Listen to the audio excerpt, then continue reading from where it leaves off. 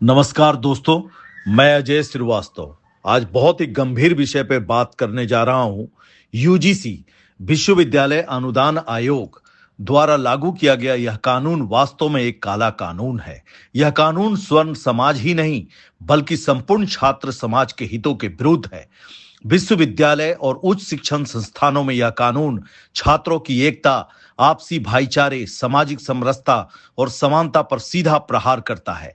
यह कानून छात्रों के बीच भेदभाव को बढ़ावा देता है और उन्हें जाति, वर्ण, वर्ग और सामाजिक पृष्ठभूमि के आधार पर विभाजित करने का कार्य करता है।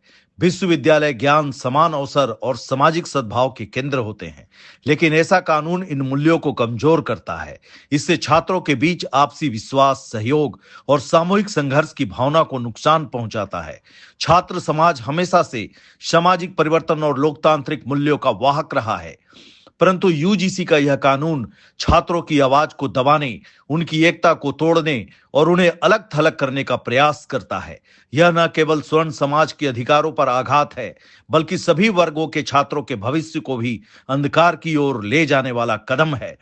विश्वविद्यालय में विविध पृष्ठभूमियों से आए छात्र मिलकर एक समतामूलक और समरस समाज की नींव रखते हैं, लेकिन इस प्रकार के कानून शिक्षा को एक व्यापार और छात्रों को मात्र संख्या बनाकर रख देते हैं। इससे सामाजिक न्याय, समान अवसर और संवैधानिक मूल्यों की भावना को गहरी चोट पहुंचती है।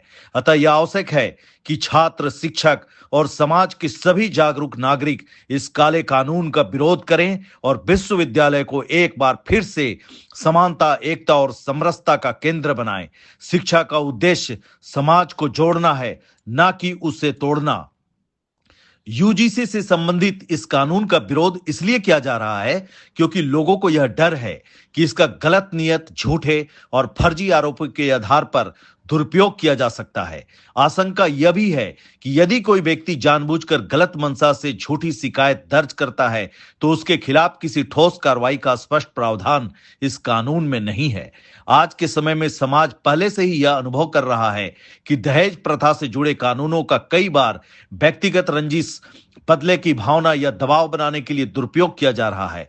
ऐसे मामलों में निर्दोष लोगों को मानसिक, सामाजिक और कानूनी परेशानियों का सामना करना पड़ता है, जबकि झूठी शिकायत करने वाले अक्सर बिना किसी सजा के बच निकलते हैं। इसी तरह यदि यूजीसी कानून में भी केवल शिकायत दर्ज करने पर ही जोर दिया गया और गलत या दुर्भावनापूर्ण शिकायतों की जांच व दंड का प्रावधान नहीं रखा गया तो यह कानून न्याय की जगह अन्याय को बढ़ावा दे सकता है। इससे वास्तविक पीड़ितों की विश्वसनीयता भी प्रभावित होगी और कानून पर से लोगों का भरोसा कम हो सकता है। इसलिए अब बेहद जरूरी है कि इस कानून में ऐसा संतुलन बनाया जाए जिसमें एक और सही और सच्ची शिकायत करने वालों को पूरा संरक्षण मिले, वहीं दूसरी ओर झूठी, भ्रामक और गलत नियत से की गई शिकायतों पर सख्त कार्रवाई और दंड का स्पष्ट प्रावधान भी हो। तभी यह कानूनी प्रभावी, निष्पक्ष और समाज के हित में साबित हो सकेगा। जय हिंद, जय भारत।